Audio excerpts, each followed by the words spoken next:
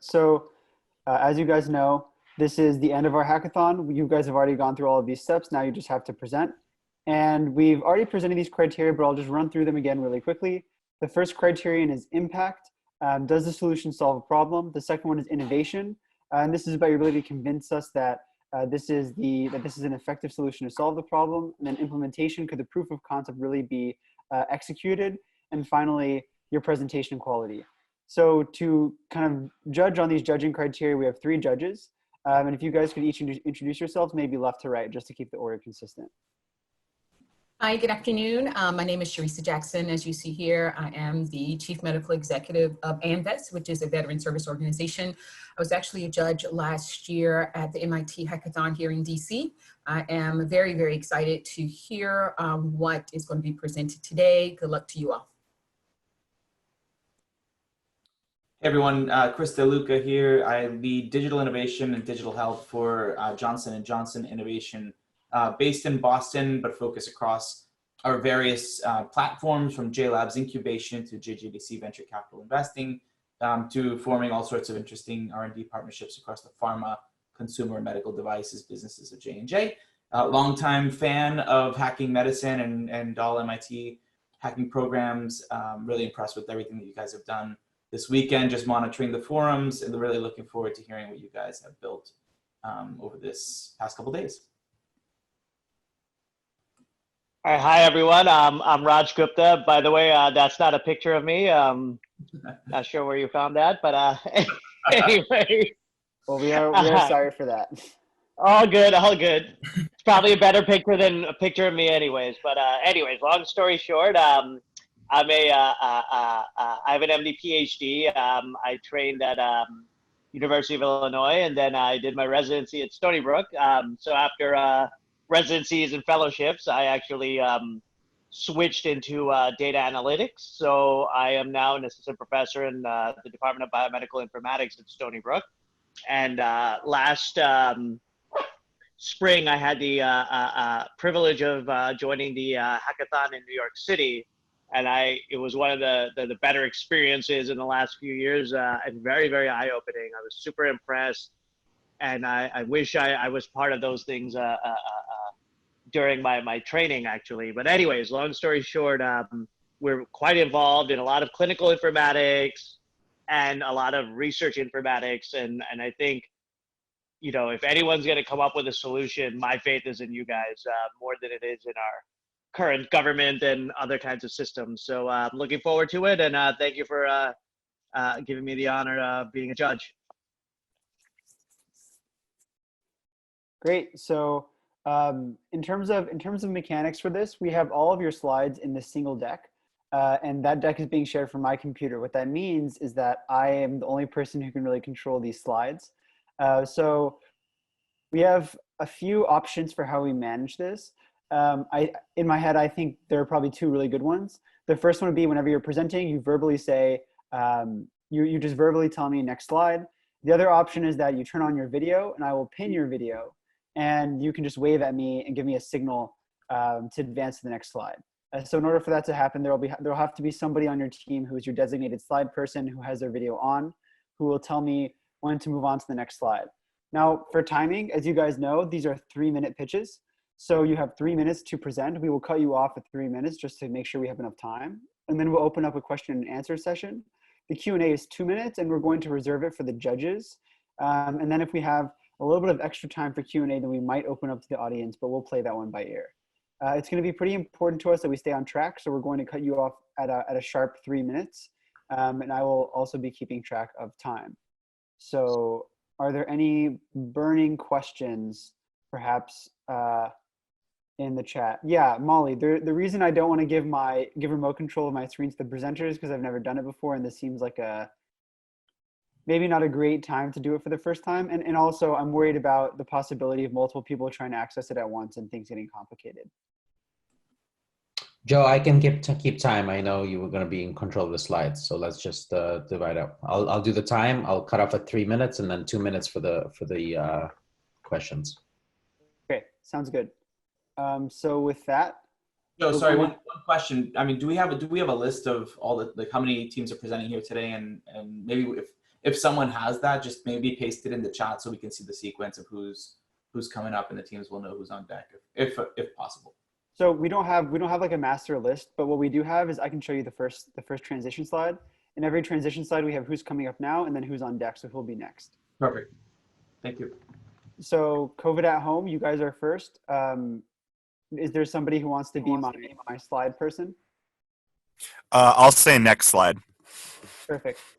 All right. So whenever you're ready, we can start. Great. Thank you all. We are really excited to tell you about our solution, COVID at home. Next slide, please. We know that COVID-19 has been an incredibly deadly and incredibly contagious and infectious disease affecting the entire world.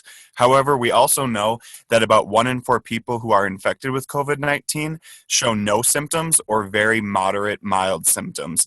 These are silent carriers. They can transmit the disease, which means they can be a part of the problem, but they can also be a part of the solution. We want to leverage people who have COVID-19 but have no or mild symptoms to create solutions towards this problem. To do that, we're going to collect data from them and also provide them with education. Next slide, please. So our solution is called COVID at Home. We are going to work with a group of people who have tested positive for COVID-19, so they have the infection, and we are going to have them register for our program on our website. From there, they'll get a kit at home. This kit has a lot of educational information for them. So it will tell them not to go out even though they might feel healthy. And then the kit also has the ability for them to send us saliva and urine samples. Later, maybe 4 weeks later, once they have resolved and have no symptoms, we'll get a blood draw from them. The purpose of the blood draw, the urine and the saliva, is to gather biomarkers and other information so we can understand the profile of people who have the infection but are relatively healthy. Finally, we'll ask people to complete a health profile online, asking about their medical and family history, medications they take, allergies, demographics, vital signs, and other information. We are going to encourage people, incentivize people who have the infection to be a part of the solution, empower them to join this. Next slide, please. This is a prototype of our website. We think that we would be able to launch this really quickly. It's really user-friendly. We wanted it to be easy to use and look really nice and neat. So this would be ready to launch very quickly. Next slide, please. To deploy this with the labs, with the blood, saliva, and urine, we're going to use a central distribution site to make this quick and streamlined, and patients will also send the samples back to that same location. Next slide, please.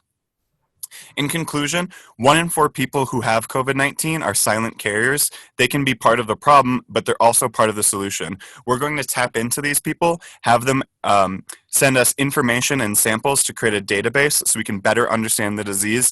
Therefore, these people can save lives and be part of the solution. Next slide, please. We think that we're ready to deploy this quickly because we are a diverse team with different talents, backgrounds, and expertise, so we'd be ready to launch this quickly. Thank you so much. What questions do you have? Perfect time.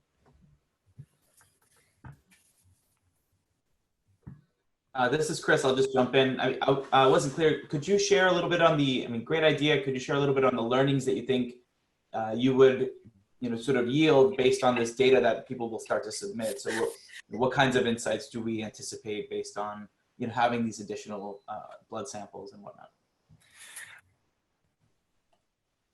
I think one of the biggest things we could do is if we can do some genotyping of people who are have been infected but have no symptoms or really mild symptoms, we can maybe better understand if there's certain genes that are protective against the complications of COVID-19 and potentially turn that into some therapeutics or treatment options. Got it. Thank you. Any other questions from the judges or? I'll ask one follow-on. Just in terms of a feedback loop for the people submitting, obviously they're in vulnerable situations. They're nervous, scared, emotional. Submitting data, is obviously something that would help advance science and understanding the biology of the disease. do you think they would feel any sort of or experience any kind of feedback loop directly from the data they've submitted, or is it really the idea share your data to help the sort of greater population health?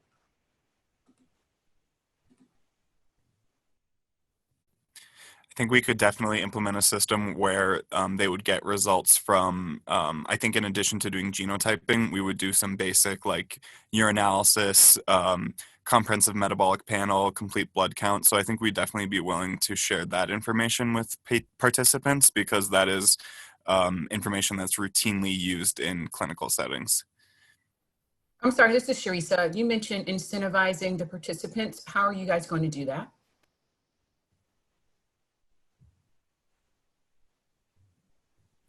I think what we really want to tap into is empowering people to give a sense that even though you're stuck at home and you might feel like you're, part of the problem, that by participating in this program, they can help really generate insights that might save lives.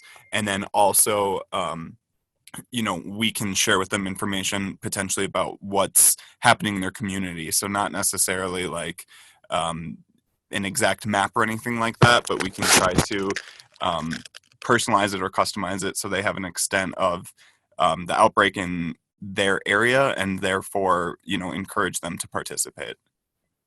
Great. Thank you so much to the team COVID at Home and the judges, and we're ready to move on to the next team. Thank you so much. Great job, guys. So our next team is COVID Civic Duty, and show me the data you guys are on deck. Who is going to be presenting for this team? That'll be Carlo Martin. I should be sharing my video right now. I see it. So if you just give me a wave, then I made a sign that says net. yeah, that's perfect. Okay, thank you. I'm ready to start whenever you are. So we created a platform called Citizen Science Incorporated, and it's a shared decision-making tool that allows us to make better decisions together. Going on next slide, the main problem is we don't know how COVID-19 responds to therapy, and we aren't tracking the outcomes of patient populations. And due to that oversight, we're overlooking the most vulnerable patient population. Sorry, if you could speak a little louder, please. Thanks. Yeah, so the solution itself is using familiar tech in an environment that patients are already used to using.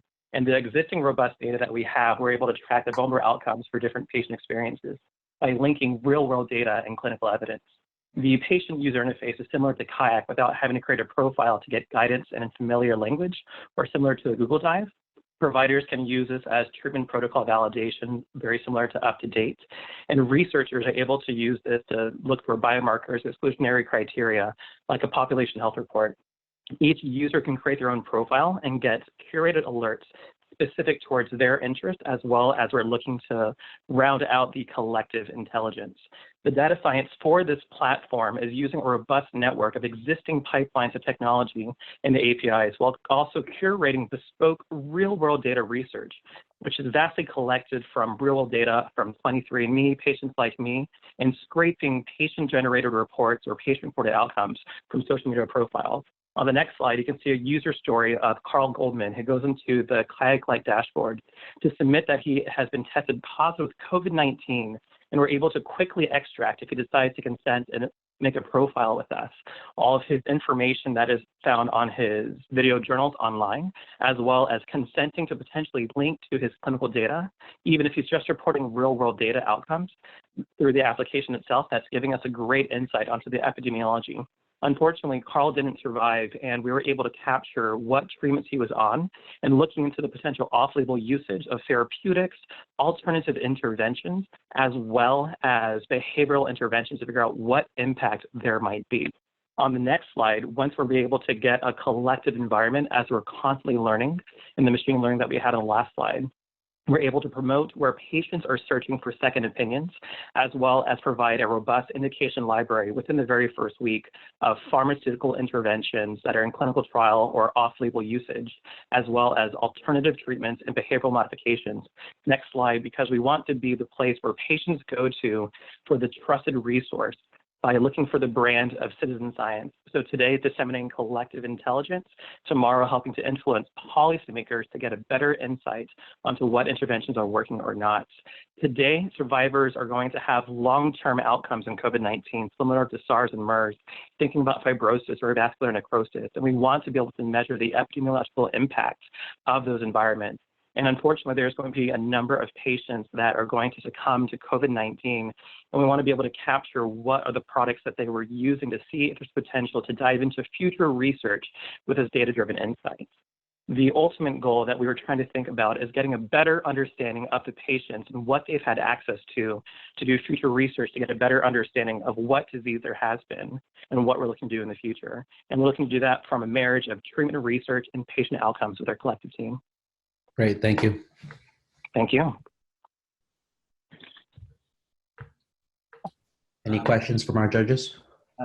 Were you able to draw on any parallels from other disease types or other medications or patient populations where this sort of construct could be useful even beyond COVID? Obviously, there's a pandemic at hand here, but are there parallels where this kind of data gives better insight to treatment response, available data, integration? Yeah, is there an appendix slide? Because we have a detailed narrative. If not, on the next one, one more. One more, I lied. So the issue is that, I'll go back one. There's a lot of effort around thinking about antibody-dependent cellular type toxicity or cytotoxic storm. So thinking about how people are responding to CAR T-cell therapies or trying to figure an adjuvant treatment that allows for patients to have a better impact by trying to make sure that we're monitoring those outcomes. And that can be similar to how prochlorperazine, which is an EGFR inhibitor that allows the product like cetuximab to have a higher recovery effective rate. So looking at the immune components coupled from those analog products and then benchmarking it with the research we're conducting on a live database. Does that answer your question? It does. That's great. Thanks. Thank you.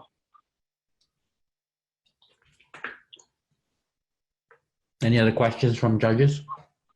Yeah, I have one question. This is Raj Gupta here. I mean, I really like the concept of it, and we're actually working on something like that ourselves. Especially in terms of like this long-term landscape. I mean, I really like the fact that you're addressing that.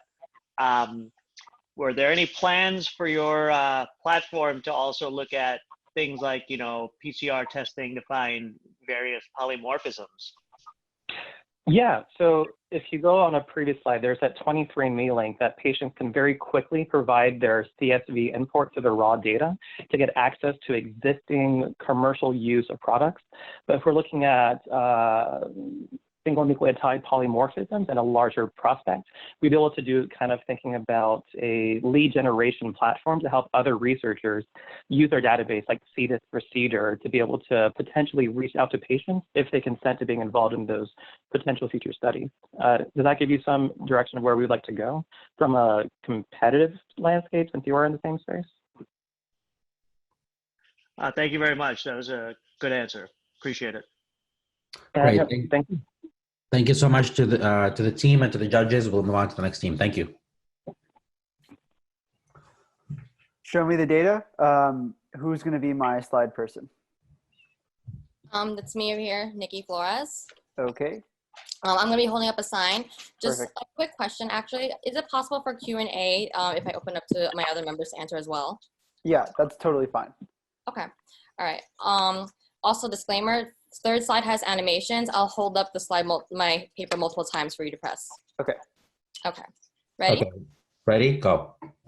Hello, everyone. My name is Dominique Flores, and I'm a pediatric and now COVID-19 nurse from New York, and here to show you what could be the global solution to the COVID-19 pandemic. This is where I work, New York Presbyterian. Let me tell you a story about a father who's currently still a patient. Came in with cough and shortness of breath, and hours later, before he knew it, he was hooked up to multiple delivery systems of oxygen, then intubated for 2 weeks, waiting for a miracle. Right now, doctors are flying blind treating patients. And as a frontline healthcare worker, there is no telling as to whether the medications and the patient care that I am giving are truly working. We need to know how to best care for these patients, but we're running out of time and people are dying. Next. So here is the proposal that we have in plan. We propose a solution to collect data on every patient using COVID data registry, a complete master list of data of implemented care on these patients, which can be made readily available to hospitals and researchers for it to be analyzed, to create guidelines and provide personalized treatment in a matter of a few weeks. So here is our plan of action, already modeled off of several infectious diseases tracked by the State Departments of Health and Cancer Registry. Form 1 is information collected upon admission on travel history, symptoms experienced at home, and past medical history to find out who could be more at risk. In Form 2, this is information collected after discharge on medications for symptoms or fluid relief, diagnostic evaluations on labs or chest x-rays, oxygen delivery devices used, or up in the level with ICU care. Form 3 is information collected 6 months to a year after discharge, information on incidents of readmissions, outcome success, and subsequent therapies afterwards. So what does COVID data deliver that other data sets don't have? COVID data brings a master list of key data of treatments on confirmed patients that can be easily analyzed to evaluate effective treatment options and for clinicians to create personalized care plans. So this is our timeline. First, we'll form an expert advisory board to provide input to define the key data needed, pilot the program within a single health network, refine as needed, then expand nationally. And one way we can measure success and impact is the number of data downloads and citations. There are over 300 clinical trials, and with COVID data, it will help hone in on where clinical trials need to be focused. Thank you for listening, and we hope you get on board with the idea on COVID data registry. Get data fast, save lives. And here's our team of professionals comprised of clinicians and scientists in various fields of expertise and disciplines. All right, and we're gonna open the board now to questions and as well as my other fellow members. Hello, this is Teresa. As a ICU nurse, as well as ER trauma as well, I appreciate you guys thinking about this from a registry standpoint. My question to you is, how are you guys going to monitor the registry? Who's going to make sure the information and the data is placed on the registry and making sure it's accurate? Who's going to be in charge of that? I can take that one. This is Molly Barnard. I'm an epidemiologist and I work in part with the Utah Cancer Registry. So our idea was to model this off of how state health departments work with cancer registries and work with infectious disease reporting already. So we're hoping to, within the hospitals, take advantage of employees who typically have a higher work burden than they have now, train them to abstract data as cancer registrars abstract data, and then basically build out teams within state health departments to help manage the data as it comes in. Does that answer your question? Yeah, that was the one thing I wanted to make sure is that, you know, I'm familiar with the cancer registry, and to know that you guys are kind of mocking it behind that. I think that's a great approach. And so to know you guys are already thinking about that is great. Thank you. Yeah, just to piggyback on Sharice, I mean, you know, as usual, I mean, there's a lot of red tape and bureaucratic kind of obstacles to this kind of stuff. And I mean, you know, even in the current situation, something like this would have been incredibly useful. I mean, how do you envision getting through that obstacle? I can also take that one. So we've talked with medical informaticists from New York, as well as the Utah Cancer Registry person, and they brought up that same question. And one of the big things that we'd like to do is basically start piloting on a small scale within a hospital. And when we can show that it works, then bring it to a state department of public health that's most likely to get on board. So we were thinking perhaps one of the states that's currently a hotspot, and see if we can get some sort of mandated surveillance in place such that it's mandated and not research, but surveillance. Great, thank you very much, Oh, great. everybody. Thank you. To the team and the judges, and we'll move on. Thank you. So our next presentation is from Hot Potato, and then on deck is Dr. COVID. Hot Potato, who is going to be my slide person? Xue, X-U-E. Got it. Are you gonna verbally signal, hold up a sign, point at me? Yeah, I'll verbally signal you. Okay, great. We're ready when you are. Okay, hello guys. This is Team Hot Potato, and this is our product, Quattl. Next. Well, it is possible to have a false negative in COVID-19 test means that you are actually infected by the virus, but the test shows that you're not. And look at the number. There are 1.6 million people get tested, 80% of them are negative, and there are a possibility of 30% being false negative. What does that mean? That means that we are unsure of how many carriers are potentially out there and how it can lead to unanticipated burden to hospital resources. Next. The goal of our team is to address this uncertainty. Next. Next. That is why we come up with Quattl. Next. That is why we come up with Quattl, a scalable third-party service to help hospitals predict whether a patient's COVID-19 test result is a false negative or not. How we're going to do this is that we will use a prediction model using both symptom tracking data and medical history data to predict the potential patient influx for the hospital. Next.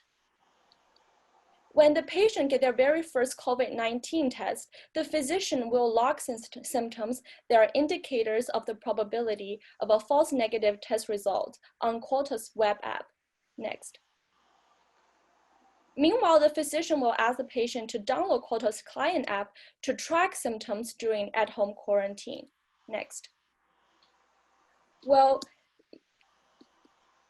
as you can see, there is a patient and there is a physician. That's how we connect them together. Next. And as you can see, the doctor will be the first contact person to take notes of the potential symptoms that can lead to a false positive test result. Next. At home, the patient will track the symptom daily on the app at home. Quattl will update the probability of the cause based on the data. Next.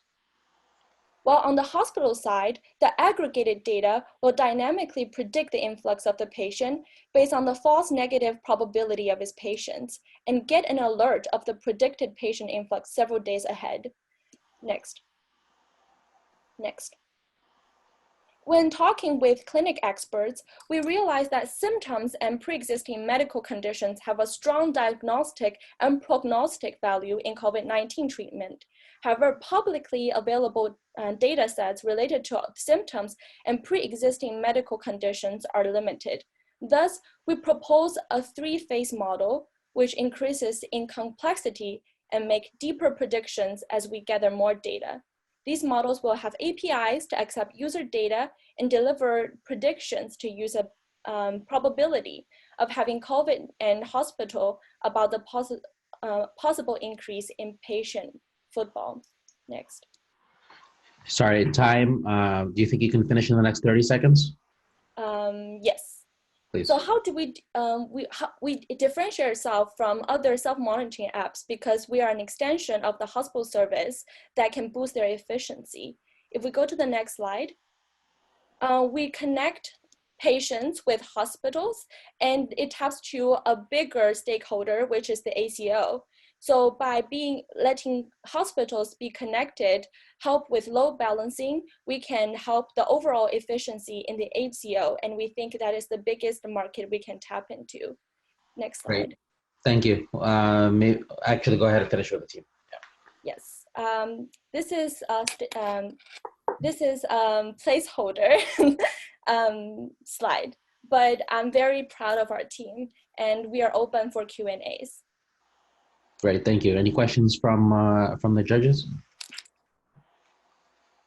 Could you just share a little bit on your research why we're seeing such a high false negative rate of testing? Is it faulty testing?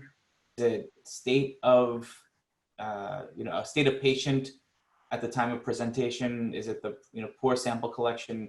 Anything you can share about that? Yes, definitely. What you mentioned earlier are all factors that can fit into the high probability rate of the false negative test. something that stood out to us is that there are certain factors that cannot be compensated with the more tests coming up. The test itself is highly likely to yield a false rate, and also at the same time, there are medical pre-existing conditions that are very hard, that are difficult to differentiate from the COVID-19 symptom. And also at the same time, the contact of the patients inside and outside the hospital can also greatly influence the accuracy of the test. Without much, I mean, quick follow on to that, I mean, without much data being readily available yet, how do you anticipate developing a precise predictive model without further overwhelming docs saying, you know, now someone's symptoms are worsening, you know, further alerting them in addition to the to the burden they're dealing with already? So I can take that. Basically, the idea is to have algorithms built based on the inputs that we have from physicians right now. And as we start getting more data, we move to phase 2, where we use simple machine learning models, simple predictive models. For example, a Bayes model or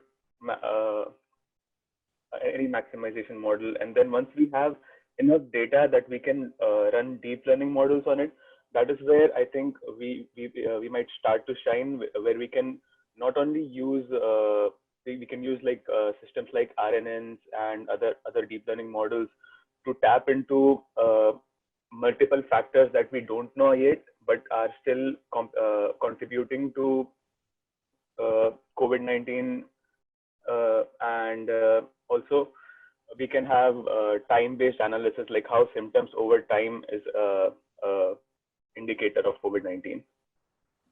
It seems like with that predictive model, you might want to just auto trigger a retest, or is the idea that you have some other kind of action plan once you get the model to a point where you're happy with it? Yeah. So the idea is that it will on one hand, it will auto trigger a retest, but the value of it is it gives hospitals a couple of days ahead the leverage time to be more staffed in terms of handling the patient inflow. Perfect. Thank you so much. Great. Thank you so much to the team and the judges. We'll move on to the next team. Thank you. Thank you. Next team is Dr. COVID, and on deck we have lightning knowledge sharing. Dr. COVID, who is going to be the slide person? Yeah, me. Me is. Can you see me? Hold on. Nimi Vashi. Yeah. Okay, I got you. And I got this thanks to Carlo. Perfect. Just a heads up, guys. A lot of you are showing me signs for visual cues. If you don't have a sign available or you don't have the materials to make one really quickly, you can also just wave at me, as long as I have some kind of visual cue.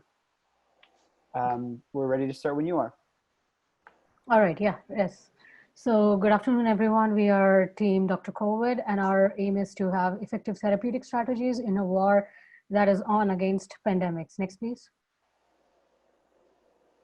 Yes. Next. So the enemy that we are facing today is a common one and needs no introduction. It's a war against a pathogen that we cannot see, which is killing people by the minutes. How do we fight this? With arm the doctor with drugs and as fast as possible. And how do we do that? Next, please. So as we can see that the pathogen is spreading very rapidly, but our efforts are yet very conventional, and they are scattered in small points across the globe, and the data doesn't come at one place, and the clinicians are not updated quickly about what's going on, where and what really works. Next, please. And the damage of this is that the news blows up and it's just not linear, but it's everywhere. People start hoarding drugs, etc., which is not healthy for the other patients who might need them. Next, please. So what do you do? The solution is us, Dr. COVID, because we want to make a global health record repository that provides real-time treatment data. Next, please. We want to unite the world like never before with this repository. Next, please. How do we aim to do that? So we have a data collection strategy. We want to merge data from all the hospitals' electronic health records, various aggregation platforms, cataloging the publicly available data as well as also request in independent global practitioners in countries which allow them, and also talk to some regulators to be able to make it happen. Next, please. When we pool all of this data and very detailed patient information, the medication that was used and the symptoms, and pool them all together with the platform DynamoDB of the Amazon Web Services, we are able to then have the doctors put in the query and get a treatment option that works with a confidence score. So the doctors can get confidence score on what works well in what kind of patients. Next, please. And this is in real time like never before. So the challenges, of course, no problem that's worth doing is without challenges. We are talking about a global platform. That means talking to multiple countries, multiple nations, governments, different hospital systems, partnerships. Next, please. Accessing private health records, and also confidence testing the data once all of this data is in one place and in our system. Next, please. So thanks to this initiative, what we also understood is that though we want to scale globally, we plan to do it small with a single hospital system where I work, which is Memorial Sloan, and I understand the IRBs, etc., which are in place with different hospital systems here. So we want to start in New York and then scale it globally. Next, please. And out of this example, we want to influence the way the global healthcare system works, not just help doctors and patients, because we definitely want to save lives, but it also gives a lot of leads to the pharma companies to design better clinical trials and for researchers, because new leads can be generated from this data. Next, please. And our key differentiators that this is a data-driven plan. It's not like any doctor is prescribing a medication on a whim, but it's solid data with a confidence score with a high N, which is lacking right now in publications. It is also a framework for global data collection, for global partnerships to be in place, and a broad spectrum information source for the pharma. Next, please. So the future of Dr. COVID is this has never been done before, and it's your go-to SOS response for the next pandemic, for nations to come together and just tap into the system as and when the next disease comes up. Next, please. Let's beat the disease at its own game and make the next pandemic fiction. And this is the team that can make it happen. So great, thank you. Questions from judges, please.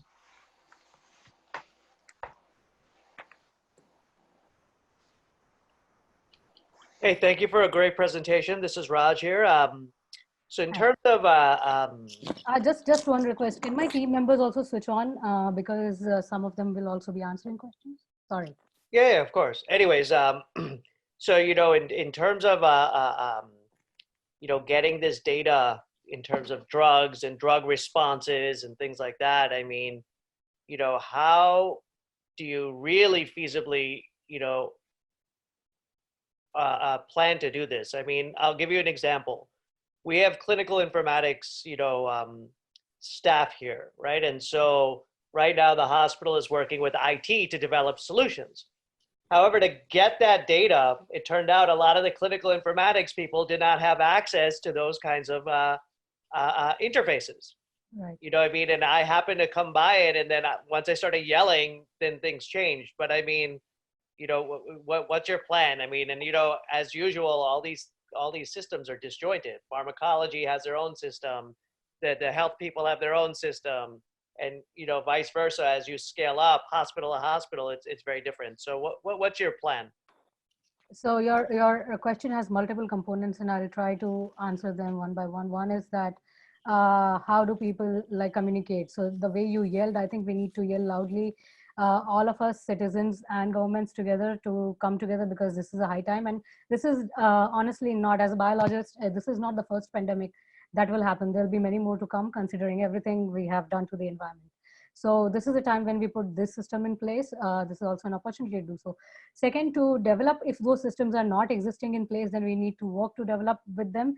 As far as merging different interfaces are concerned, to make sense of the data that comes in a streamlined manner. So what I am able to understand is the program that Amazon Web Services provides can streamline the data, and somebody from my technical team can maybe tell how do we plan to make that data at one place.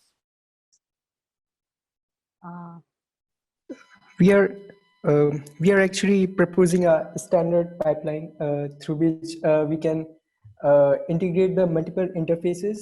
so that the data is available through a standard interface. This is Sharisa. As a retired Air Force nurse, I would like for you guys to consider that the Veteran Affairs medical system is a very difficult and complicated system. So if you're looking to interface with all doctors and you're considering the veteran community, just know that that is a beast. And so if you're thinking it's going to be easy, it will not be easy to interface and integrate with the Veteran Affairs medical systems.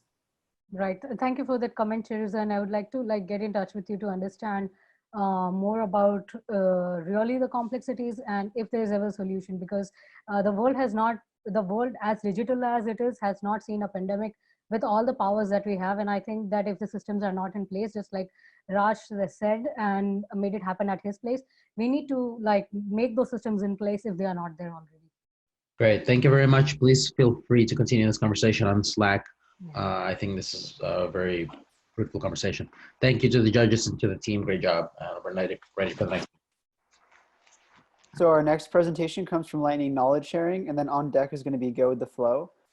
Who is going to be my slide person for this presentation? Me. Okay. And you're going to give me verbal cues? Yes, I'll just say next. Okay, perfect. We are ready when you are. This is not our slide. Oh, doesn't look familiar? No. Okay. I'm going to stop sharing my screen for a second. Give me 1 second to figure this out. Wait, I wonder if somebody else submitted something.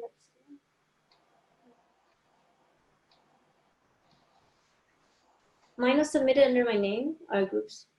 The final version was submitted. Yeah. Hold on, Zoom is getting in the way. Just give me 1 second. I'm going to see what I can do. I remember seeing you guys on here, so. In the meantime, if you can send Joe on Slack a link to your PowerPoint in case we can't figure it out.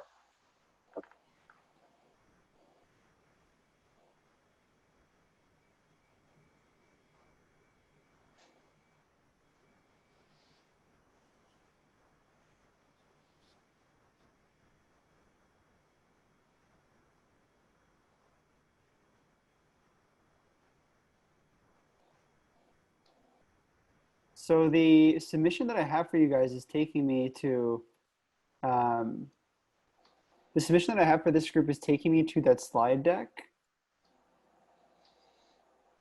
If you could send me the link. Yeah, I'm trying to find you on this.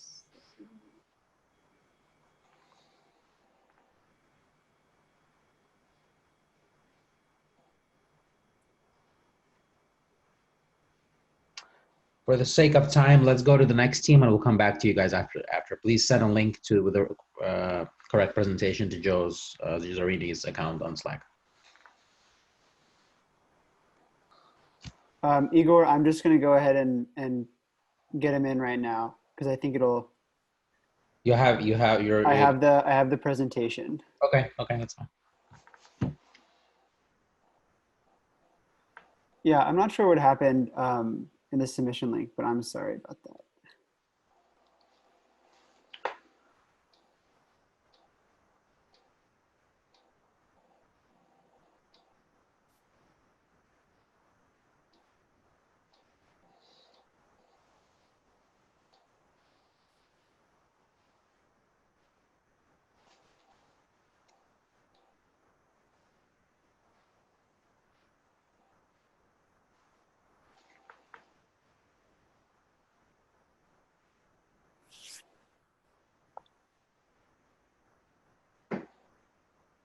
Okay, is this better? Oh yeah, that was it. Okay, we are ready when you are. So our team wants to take this control that's happening with the COVID information and the limitation of the knowledge that's being presented across the world and democratize it so that the whole world, anybody in the world, any human being who has access to the internet or wants to get this information from clinical practices to research can access it. Next And the reason we're saying this is because right now, from doctors to politicians to patients, a lot of people are just in the dark, regardless of what specialty they're in. And there is a shortage of medical personnel, and many of them are dying. And so it would be best, we feel, if every human being is empowered at the highest level to heal themselves. Sadly, there was a high school classmate that asked me, and I'm right now speaking from India, and she is in Kansas in America. And she asked me if a mask is good to use because they're so confused right now from what information is being presented. And I was sad that they don't have the scientific knowledge to understand, you know, what is the process behind this. So next. So our objective again is trying to get all of the information that's the highest quality out there, so that all the minds in the world can brainstorm and provide solutions and be informed and educate others and be empowered. Next.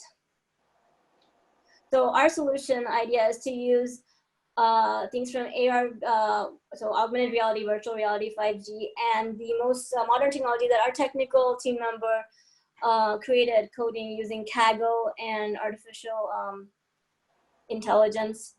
We don't have it up here because we had lots of connectivity issues with our Wi-Fi, and it is supposed to be a platform that has all the up-to-date latest research, clinical treatments, and safety protocols, etc., and in-depth statistics. Next. And we do want a scientific education behind what's going on with the virus and how come the human body is not being able to attack it. Next. And we want to have the users engaging in a way that will be deeper than they engage with, like even things like Candy Crush. Next. And next, we want people in the ICU, doctors anywhere in the world should be able to instantly get this data, and that's the platform has that capacity. Next. We also want awareness of vulnerable populations, so there will be a section on that. Next. Crowdsourcing is what we're going to use, and the stakeholders is every human being. Next. And then we want to create the world's first free medical university eventually on the platform, so that any human being can ultimately treat themselves as well as any trained doctor could, to the extent possible. So we want the planet to heal. Thank you. And next, our team members include people from biotechnology to entrepreneurs, education, medical students, a person who's very trained in this sort of healthcare data platforms, and a person with some campaigning skill. And our mentors were Toshiko Oki and Jennifer Miller. Great, thank you. Any questions from the mentors?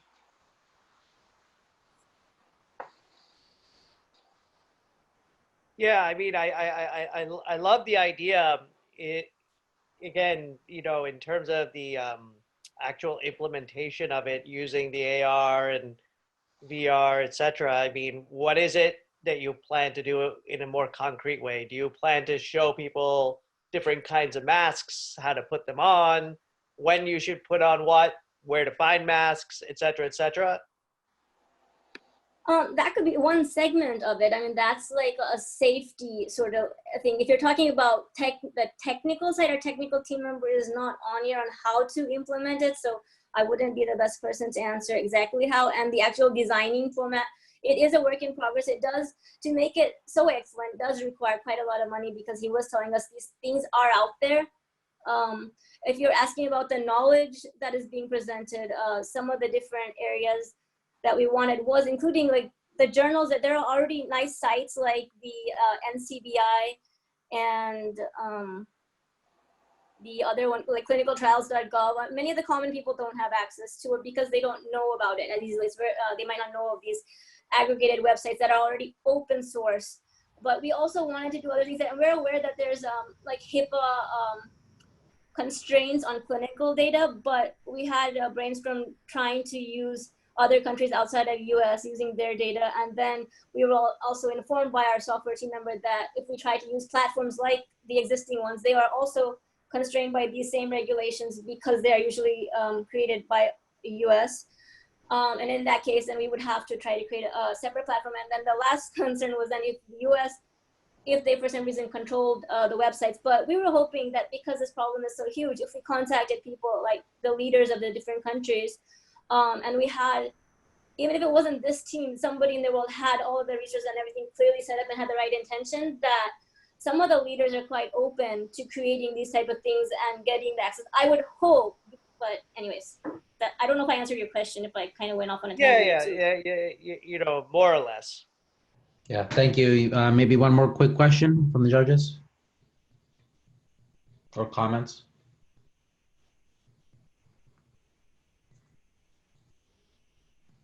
All right, in that case, thank you very much. We'll move forward to the next team. Thank you. Thank you. Our next presenter is Go with the Flow, and on deck is Taking Back 2020. Who's going to be my slide person? I am. Okay. And just to make sure the last one was an anomaly, this is your slideshow, approximately? Yes. Okay, great. We're ready when you are. Awesome. Hey everyone, we are Team Go with the Flow, and our innovation is called Split Kit. So our team, we are from different technical backgrounds, 4 different continents, many different time zones, and we have the drive to push this project forward. So currently there's a massive shortage of ventilators due to COVID-19. They're costly and time consuming to manufacture, and currently there's no approved solution that can provide customized monitors, safe ventilation to multiple patients using the same machine. So we propose Split Kit, a compact differential flow splitter kit that will allow multiple patients to safely use one ventilator. Our features are we're able to accommodate patients of different ages, size, and lung damage severities using flow rate control. We're low cost, easy to assemble, and we also have a splitter accessory which fits all existing ventilators. So workflow consists of collecting. So you collect vitals for each patient. Pairing, 2 patients are paired based on lung characteristics and connected to a ventilator using the Split Kit. Adjusting, vitals are collected again and flow rate is adjusted for 1 patient to stabilize ventilator parameters. Monitoring, pressure and volume are then monitored over time and iterate. So this process happens until a patient can wean off of the ventilator and they're fully recovered. So here's the current solution where you have 1 patient for 1 ventilator and the proposed solution for 2 on 1. So basically just a proof of concept. In order to prove our concept, we've been able to simulate a normal splitter on the left, which requires 2 patients to be on a ventilator at the same settings. And the right shows our Split Kit, which uses sensors and valves to independently control the flow to each patient. So in terms of use case, this is what a Split Kit would look like in the field. There's an under-resourced hospital that has a lower number of ventilators than patients with acute respiratory distress syndrome. The patient is put, or the physician is put in a place where they now have to choose which patients will be able to get the care they need. Using the Split Kit, we can avoid situations like these using the workflow that was shown in the previous slides. Next. Okay, so we'll be using medical grade materials. Our kits will come assembled to avoid downtime in the hospital and ensure no leakage, and we'll plan on launching an open source with a guide. Cost per unit, we project to be about $354, including 3D printed and off-the-shelf parts. We believe that it'll take about 12 hours to make, including printing the parts, and we think that we can make our solution free using current funding such as the CARES Act, which is providing about $30 billion in funding for emergency services public health. So in conclusion, using our projections, around 215,000 individuals that need a ventilator will not get access to one during this pandemic. Split Kit makes use of current resources without putting patient at high risk to address this, ultimately avoiding the situation where the doctor has to make a decision regarding who receives care and who does not. Thank you, and open for questions. Great, thank you. Judges, any questions?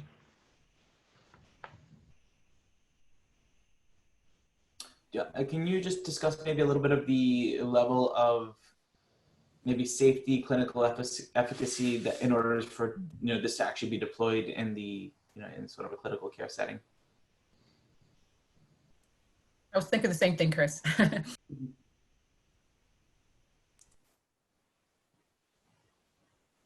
I'm not sure if they heard the question. Okay, yeah, hi. I can address it. Okay. Hi, my name is Faith Ilisomi. So talking about safety, we're trying as much as possible to reduce any form of cross-contamination, and we're going to make sure we ensure that the patient, first of all, we're using filters. These filters are able to prevent the spread of aerosols and pathogens, and these are like moisturizer exchange filters. So they prevent respiratory droplets from passing through the vents. And a lot of evidence-based studies have been conducted to show that these filters are very, very useful. So this is actually the major way. And then we're going to make sure that we're putting patients with similar lung compliance, such that you don't have like maybe an adult patient being paired with a kid, or you don't have a patient who is almost getting into cardiac arrest being paired with someone else who is still clinically stable. Thank you. Yeah. Also, if you're talking about safety, the current solution they have for ventilator situation splitting, which is a very like last minute resort, you have no way of reading the ventilator parameters, or I mean, you can read vitals of these patients, but you can't see how their lungs are reacting to the ventilator. So this is like providing a lot more safety, because you can actually see what's going on. You can get a view into what's happening in each patient. So with your setting, having worked in the ICU and with ventilated patients, each patient will still have their own vent settings, or are you going to have one ventilator with the same settings for both patients? So you would set the settings of the ventilator, and then using flow rate, which is using, we have metering valves in our bill of materials, that would change the tidal volume. We would be on volume control. And then that there would change their pressure and volume. But we would have similar, or the percentage of oxygen would have to be the same, as well as respiratory rate. They'd have to be sedated. So you can still control the PEEP, you can still control the tidal volume for each patient, is what you're saying. Exactly. And just this is Igor, just to follow up on the earlier question from the judges, are you planning on doing any kind of pilots or clinical trials to make sure this is a safe and effective solution? Because people on the front lines will not want to adopt it if there's no solid evidence this is effective and safe. Yes, we'll do a randomized control trial, and we'll make sure we'll do like a pre-test with a pilot test, just to be sure that at least it's very efficacious. Some other studies, we've gone through a couple of studies, and we realized that the same studies where showed IM efficacy. There was a study that actually showed that they used a filter, and an HMA filter, and they noticed that bacterial cultures were negative on both sides of the filters. That's in when they used about over 2,000 filters. They noticed that about 1,800 of these filters were not contaminated. So this shows that they are very, very useful.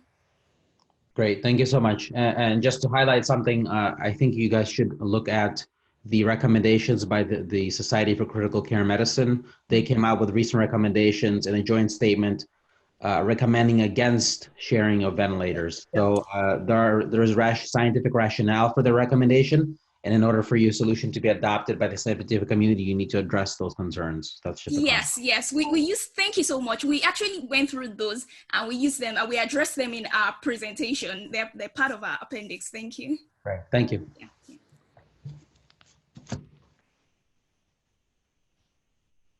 Okay. Our next presentation will be from Taking Back 2020, and on deck we have Route. Who is going to be my slide person for this presentation? I have the thumbs up here. Okay. I will change the slides. Yeah. Got it. You're just gonna put up that emoji whenever you're ready. Okay. Yeah, and I'll be speaking. Right. Everyone good? Everyone hear me? Yeah, whenever you're ready. All right, thanks. Hello, we are team Taking Back 2020, and we have designed a patient-centered service to care for the most vulnerable at home. We've all heard this story in the news. Jason is an uninsured patient experiencing symptoms of COVID-19 and goes to a hospital. Refused a test, he's been sent home. Now what? According to CMS, over 100 million Americans are enrolled in Medicaid or are uninsured. Current congressional emergency bills don't cover COVID-19 treatment for these individuals, leaving many desperate for ways to understand and monitor their symptoms. Overwhelmed hospital systems are sending patients home, leaving huge gaps in our data on patient progression and outcomes. Existing remote monitoring solutions rely on internet service, which has become sparse for low-income groups with the closure of libraries and rising unemployment. And diagnostic services do not provide patients with the ability to track their symptoms over time. Our solution is Next Step, a patient-centered platform that helps patients like Jason track their health over time, giving them the right information at the right time while filling the large gap in critical data on the progression of patients isolated at home. We will initially roll out Next Step with low-tech SMS text to reach patients who present in the over 1,200 340B hospitals disproportionately serving Medicaid and uninsured patients. This daily survey assesses the 4 most common symptoms of COVID at an appropriate literacy level and incentivizes patient use by providing useful summaries of their symptoms over time, which can also assist physicians in getting accurate patient history. Utilizing existing patient registry systems, our database can be retrospectively matched to electronic medical records, creating valuable data sets for researchers to gain insights on indicators like early reinfection of recovered patients or biases in physician decisions on who receives a test. With Next Step, the story will transform. When Jason leaves the hospital, he'll be empowered to take the next steps to monitor his health. He receives a card with a number he can text to onboard with the SmartBot. Daily check-ins allow him to see his symptoms changing over the following weeks. A weekly report makes it easy for him to provide his history to any health provider he sees if his symptoms worsen. We have already created the SMS framework for the survey and validated the platform through usability testing that included non-English speaking elderly to demonstrate the ease of data collection and the potential to engage users. With an affordable low-tech approach, our solution is adoptable for low-income patients who work in professions most vulnerable to viral spread. We plan to begin with 340B hospitals and scale up our solution to VA hospitals and community clinics with similar patient demographics, eventually expanding adoption in other underserved global markets. We have the technical expertise and knowledge to leverage partnerships with mobile carriers to deliver cellular plans to incentivize patient use of the survey, and AWS, which has already been used to develop secure patient data collection systems.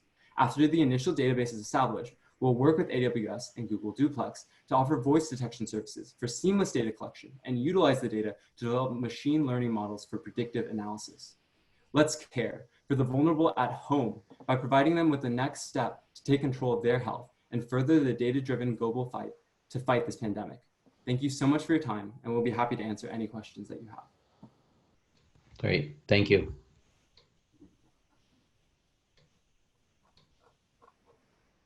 Any questions from the judges? Maybe I love the concept. Could you talk a little bit about maybe the implementation plan? How might you go about introducing this at all? Sorry, Chris, you broke up in your question there for me. Sorry, can you hear me okay now? Yeah. Just about the implementation plan. So how do you, plan, how might you begin to deploy something like this?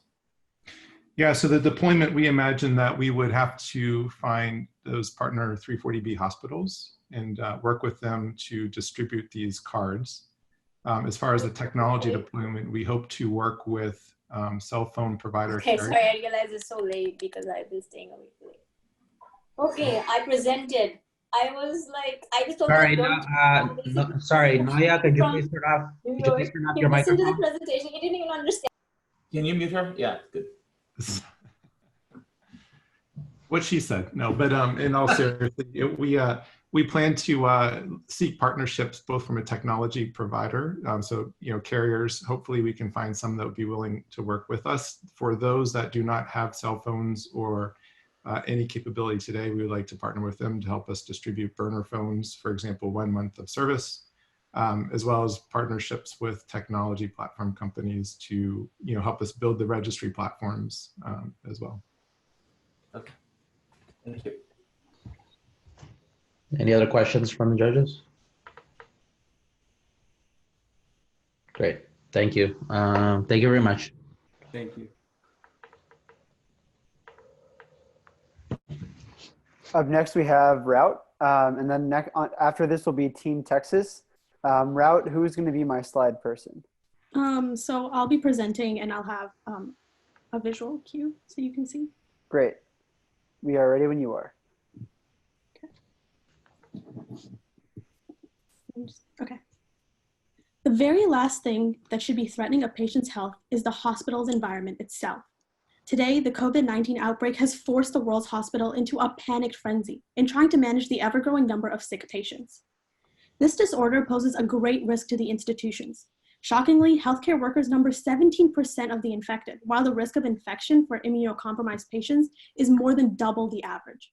Clearly, the current model for human flow within local hospitals is unsustainable. So how can we reduce this transmission rate in hospitals? Simple, through clinical distancing. We are introducing route optimization using a tracking environment, reroute. We want to develop a system that reduces the chance of transmission by promoting clinical distancing. Our method is implemented by scanning the passive RFID tags already worn by staff and patients to track personnel flow within the hospital. The tags carry a unique COVID-19 risk factor generated by analyzing intrinsic and extrinsic health risks with which the users have interacted. This data is then fed into a HIPAA-compliant local database via Bluetooth, generating a density function visualizer similar to a heat map. Our algorithm teases out the optimal path for moving patients along the relevant hallways and in testing rooms, interfacing with local sensors to redirect traffic and notify custodial units when and where sanitization is needed. Having our design set, we have three main target populations: physicians and clinicians, immunocompromised patients, and hospital staff. Minimizing the risk of COVID-19 surrounding these susceptible populations will allow us to minimize that transmission curve drastically. Reroute is an incredibly feasible idea due to the lack of competing systems, the low resource cost, and the quick implementation. Technology today utilizes wayfinding to track medical devices, but no system currently tracks patients by understanding hospital layouts, and Reroute does exactly that. To take our solution to the next step, we are planning to develop a built-in communication system for the sanitary team to disinfect, personalize user interfaces, and expand to multiple floors and even elevators. By implementing Reroute, savings could be amounted to $800 per patient, which is the current average cost of typical coronavirus procedures and treatments, and hospitals could be making up the monthly billion-dollar deficit in revenue. We have a diverse team of biomedical, mechanical, and electrical engineers, each of us having our own concentration, which include computer science, physics, and industrial design, as well as our respective research backgrounds. All in all, we hope you choose the right route and help us implement this novel idea in hospitals. Thank you. Sharissa here. Again, being a nurse, working in a very busy ICU, working at a very busy hospital, one in particular, Walter Reed. My question to you guys is, how realistic is the clinical distancing? I know if I got to rush to get a patient to CT, I'm not going to reroute to try and get that patient to CT if it's a matter of life and death. So how do you guys going to remedy that? Or how is this realistic in a very busy hospital setting? So thank you for your question, first of all. This is Prahlad here. And that is a valid point, that it might be very difficult to try to reroute your current route, but the interface that it acts on is basically a series of LEDs on the sensors, basically indicating whether a hallway is sanitized and safe to traverse or not. So you'd be able to take your normal route. The only issue is that if, say, a COVID-19 patient has been walking through a certain hallway to get to where they need to go, and that hallway has not been sanitized, there's a risk of infection. So the rerouting system would basically point you to where, or point you directly to where you might need to go. Nurses and doctors, of course, they know their way around the hospital, but the most efficient way to get to where they need to go might be blocked because of exposure to the virus. So it would basically point you to where the redirected route would be.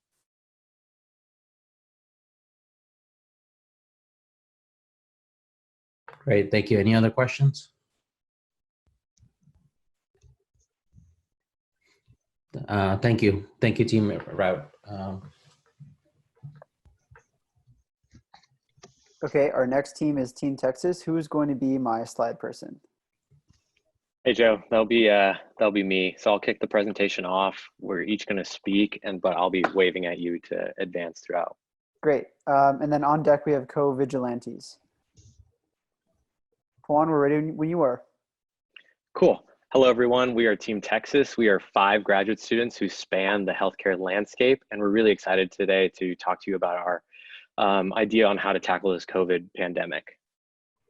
So I want you all to imagine Jamie, a community healthcare worker who has been called to the wards and will be facing their first round of COVID cases. Jamie is not alone. Many healthcare providers have already had their firsts. We are here to connect the treatment knowledge between providers and improve patient outcomes. To do this, we propose COVIDtrials.gov, a clinical aggregation platform, or CAP. CAP will centralize patient data input by medical students and analyze that data to identify current and inform providers of current best practices.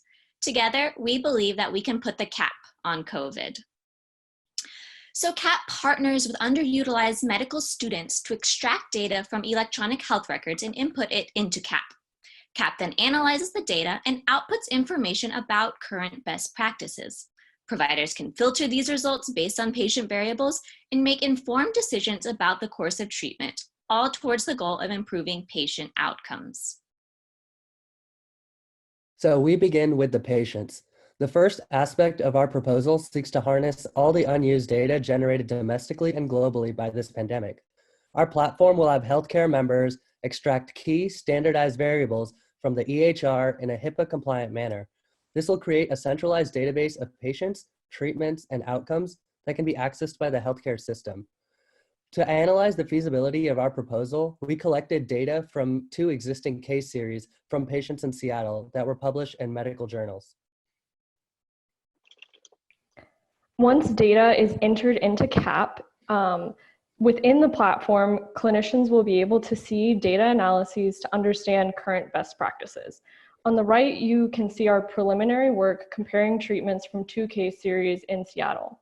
Additionally, clinicians will be able to filter for variables to see outcomes for patients like their current patients. Users will also be able to communicate with other clinicians outside of their own personal networks. Underutilized medical students are key to our proposal. To conduct a nationwide chart review and real-time meta-analysis, we will need a lot of manpower for data collection. 40,000 clinical med students are at home right now, wanting to serve patients without risking patient safety. All have clinical experience, all can gain EHR access remotely, and all can help reduce workload from frontline clinicians. We can give their passion the power to save lives now. So in summary, our clinical aggregation platform, or CAP, has 3 main benefits: centralization, promotion, and utilization. As far as the next steps, we'd really like to build out our technical offering. We have some models, we have a form already, but we'd like to add on a Tableau dashboard and really beef out that clinician forum. We'd also like to begin our partnerships with both students and providers, and we've identified a couple of target hospitals and medical schools down below. Thank you for your time today, and we'd love to answer any questions you have. Great, thank you. Any questions from the judges?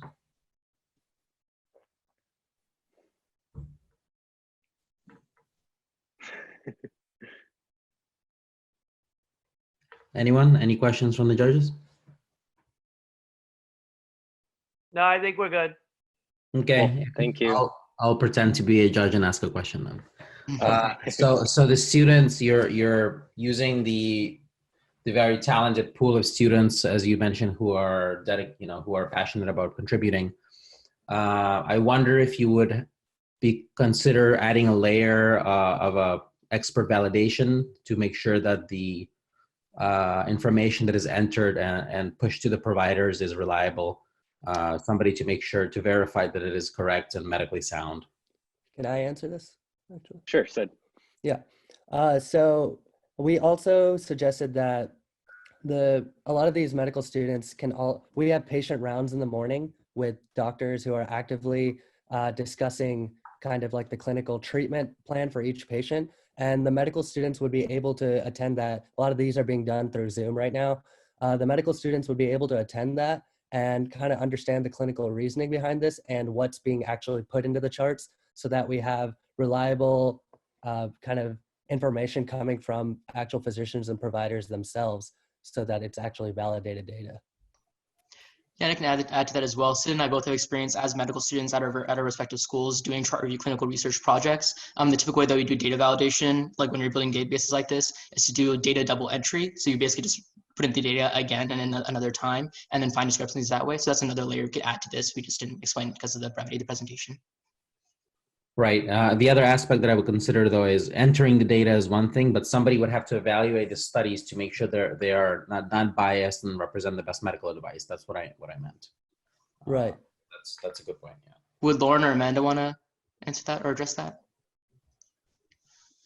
Sure, I can. So I think that a lot of these recommendations would have to come with the caveat that this information is incoming, and in terms of like the statistics about it, we all know that there can be extreme bias without complete information. So I think in addition to some of the figures, then we would also want to include supplements to kind of explain how to interpret and what kinds of information that you can take from the stats that we have so far. And I think definitely we would want to work with a team of people who are experts at this kind of analysis. Like my background is in public health, but I'm certainly fairly new within my field. And I think that another like good part of this is in being able to communicate with other providers. I think there could be a lot of transparency about how these analyses are done, so that people can understand more fully what information they can take from them and feel like it's more validated within the community. Great. Thank you very much. Thank you. Thank you. Thank you. Thanks, I don't know more questions. Thank you all.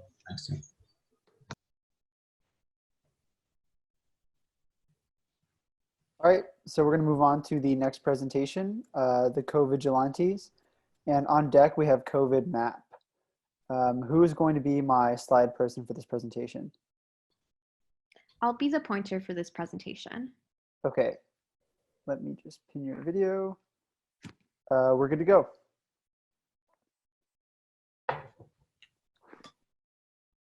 Cancer, lupus, disseminated intravascular coagulation. I approach our patient's bedside. Scared, this patient is very critical. Now, our patient is positive for COVID-19. I need guidance. I'm disconnected because heterogeneous data about COVID-19 outcomes is neither standardized nor universal. We saw this problem and we decided to create a way for physicians and clinical researchers to access standardized COVID-19 clinical data in order to rapidly develop effective, diverse treatment approaches. We created and distributed a survey to validate this need. Insights show hospitals generated protocols in-house across the world, and hospitals were inconsistently tracking COVID-19 data. Our solution is the CORE, the COVID-19 Data Repository. The CORE begins with raw clinical data from EHR's clinical trials and existing databases. All of this clinical data gets automatically extracted and stored in the standardized, easily accessible, open access COVID-19 Data Repository, or the CORE. Here, you can see our proposed implementation of CORE. We discussed leveraging connections and technologies found in companies like InterSystems and Redox to extract EHR data of COVID-19 positive patients into a SQL database format.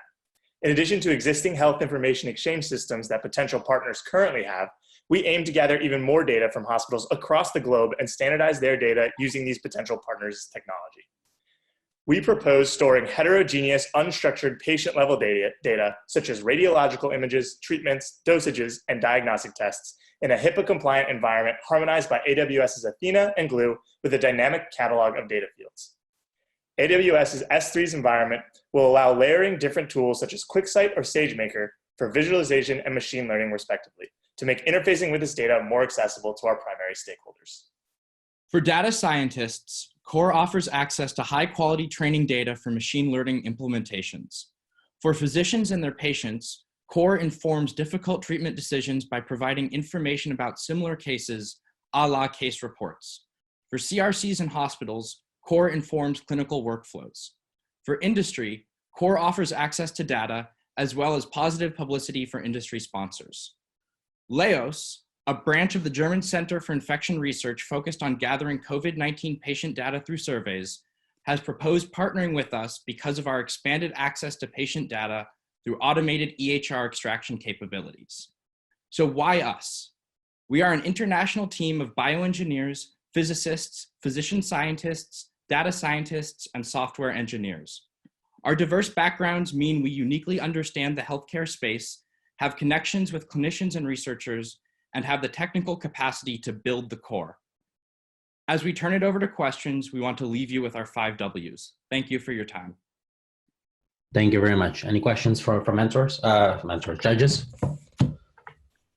Maybe just could you mention a few words on how you might think about establishing enough diversity in your data set in order to make these clinical workflow recommendations?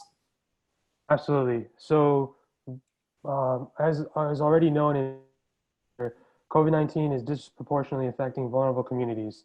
So it's important to go to places like New York or to EHR systems that are seeing disproportionate amounts of vulnerable communities being affected and gather that data in order to, for example, allow machine learning algorithms that are downstream not to be biased by what is typically considered human bias in machine learning. So as an example of places where we could get this data for vulnerable populations, there exists a cancer COVID-19 consortium that shares information, but only about COVID-19 patients with cancer. So that's a database that we could scrape. Furthermore, InterSystems does partner with a health exchange platform in New York that serves over 90 million people in total. And across the country.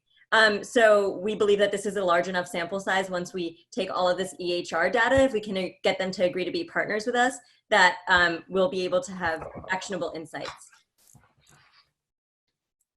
Just on another dimension of diversity, in addition to sort of social factors, do you anticipate having also genotypic or genetic factors as sort of a different range of diversity in that data?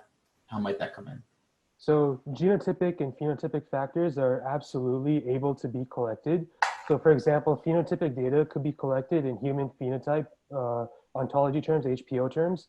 Genotypic data, such as next-gen sequencing data, can also be collected. AWS S3 already has demonstrated to multiple academic institutions that it is capable of storing and allowing machine learning and other extraction capabilities on NGS data in S3. Awesome, thank you. Great, thank you so much. We'll move on to the next team. Thank you. So our next team is COVID map, and on deck we have 027. Who is going to be my slide person for this presentation? Okay, this is me, Augusto, and we'll share between us, synchronize our mic during the presentation. And also slide 5, we have a video, so if you mind to just play at the time, it's wonderful. Sure. So how should I know to switch slides? Will somebody just verbally tell me? Yeah, please. Okay, great. Well, then we are ready when you are. Okay, so we are here to slow down infection spread, especially in places like this. I am from São Paulo. This is my neighbor community. This is Heliópolis, a dense favela as many places around the globe. So we need to hurry up solutions. Next step, please. We had committed yesterday 130 people from this community that help and engage a survey that we did yesterday and help us to design our agile solution. 90% of them needs to know who got infected. They need information about case severity. They need to nearest testing station and health advice from GP. Next, please. So that's why we introduced to you COVID map, outsmarting COVID together. So we need to speed information harder than virus speed, please. Next, please. So this interface will ideally be integrated into Google Maps, running on the back end, giving us potential reach to 1 billion users. These users would then have the option to register. And a lot like Waze or Google Maps, they can report their symptoms by pressing one of the buttons, if it's a fever or a cough, and then they would be prompted by the Google Assistant to and a series of questions to determine whether or not they're infected with COVID-19.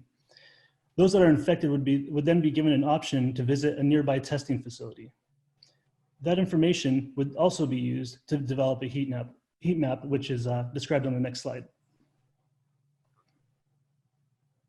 So to generate our heat map, we use Google Maps API to, and you can play the video, by the way, as I talk.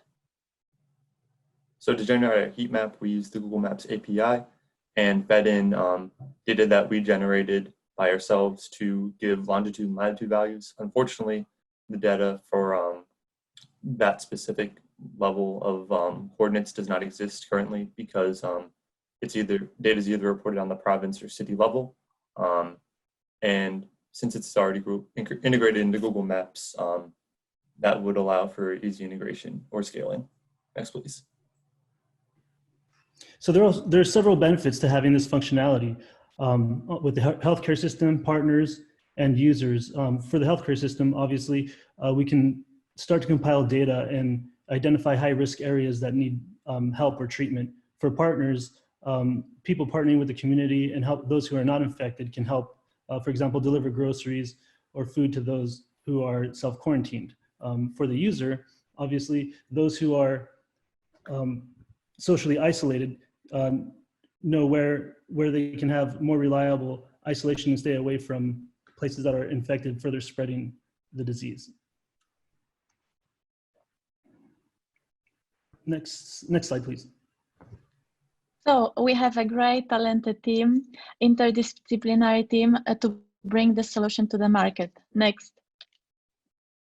And as you saw, we don't want to reinvent the wheel. We just want to use the technology that is today on the market. We created the add-on application that shows us on the map who is infected, what is the severity of the case. So our next step is to connect with the partners, with Google, with Waze. People know how to use those technologies. They already have the app. So we want to start in our beachhead market, that is Brazil, that is favela, and then roll it out globally because we need fast solution, effective solution, because every day that is passing, there are more people infected and more people dying. So thank you so much for your attention, and we hope you will help us to make this project successful. Great, thank you very much. Any questions from the judges? Sharissa here. One thing came to mind was the fact that your app appears to be needed for people to do self-reporting. And so in a way, I'm in a neighborhood and I have several people in my neighborhood, and I'm wondering how many people are really going to self-report, hey, I have these symptoms, I'm gonna put it in this app. And I don't know if it would cause fear or anxiety in a community if someone self-reports. So what is you guys' take on that?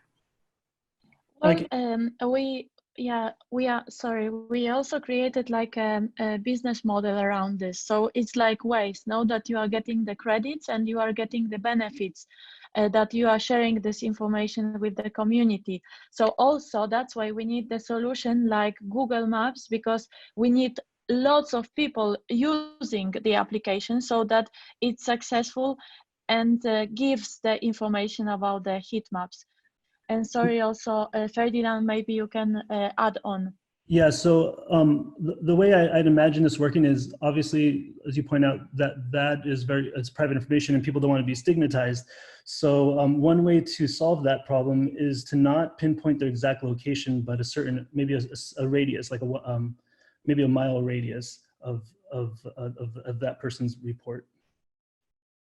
And also, as the virus is spreading, there are also new interventions from the governments. For example, today, the UK government approved that this data is not private any longer because it has to be shared. We need to protect people, and this is a very valuable information. So in the future, like for example from UK, this information will go automatically to the system.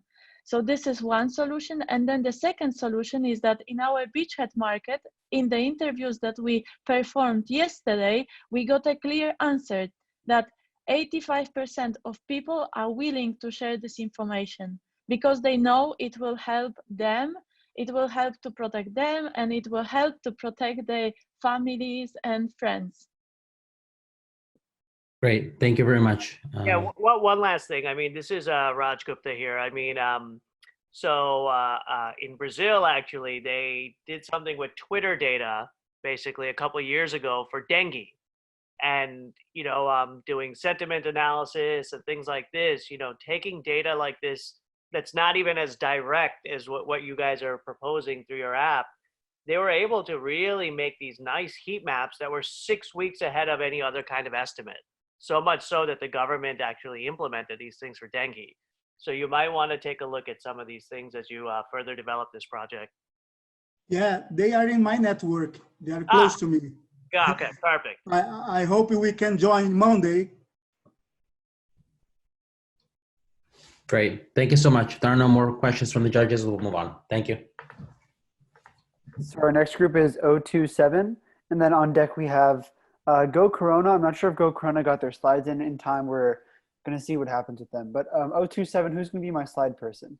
Hi, yeah, it'll be me. I'm going to raise the sign. Let me make sure I get your video up. Okay, we are good to go. Great. So hi, everyone. I'm Jonathan, and we're Team 027. We're excited to introduce you to Split, Safer Pressures Leveraging Interactive Tuning, our solution to the current COVID-19 ventilator shortage. We have seen the disastrous consequences of ventilator shortages in Italy, where physicians are faced with heartbreaking decisions of who lives and who dies. In the United States, up to 1 million patients may require ventilation, but we only have 160,000 ventilators currently. Private corporations are now producing ventilators, but this is not fast enough to keep up with demand. Current methods of splitting a single ventilator have been implemented, but they come with several risks. The primary issues stem from the fact that ventilator settings are shared and not individualized in this scenario. This makes matters worse. Patients' demands change dynamically, and COVID-19 patients often require long-term intubation, greatly increasing the risk of lung barotrauma and often death. Our mission is to increase ventilator capacity without compromising patient safety or instrument reliability. Here's how our solution works. The ventilator holds a set pressure, which is transmitted to up to 4 different patient lines using a splitter. A regulator allows pressure to be adjusted to meet each patient's unique inspiratory needs and can be monitored with a manometer. Finally, an adjustable PEEP valve on each line allows for control of pressure during the expiratory phase. Let us show you our current design. All parts are modular and easily attached together. The splitter is connected to one ventilator and sits in the middle. The pressure regulators and splitter are designed to be 3D printed, while many of the other parts are often sourced already in hospitals. Our preliminary analysis shows feasibility from a technical standpoint. This animation highlights our innovative patient-specific pressure regulation. If patient 2 has weaker lungs than patient 1, for instance, flow to patient 2 can be adjusted accordingly while maintaining the desired pressure for patient 1. By increasing the effective number of people who can be ventilated using existing units, we project that Split can help save thousands of lives. Estimated cost based on raw 3D printing material is approximately $12 per patient. This is in opposition to the cost of new ventilators estimated at $40,000 per unit. We plan to work as an intermediary between hospitals and those with 3D printing capabilities, such as universities and startup businesses. We estimate that with 1,000 3D printers running full-time at institutes across the country, we can produce 250,000 units in 2 weeks, meeting demand. Further, to educate end users, virtual clinician training will be provided on our website. Our team has a wide-ranging skill set, including aerospace engineering, biomedical engineering, manufacturing, and has hands-on clinical experience using ventilators with COVID patients. Split can really be a reality and help during this challenge. We are happy to take questions now. Great, perfect in the timing. Any questions from judges?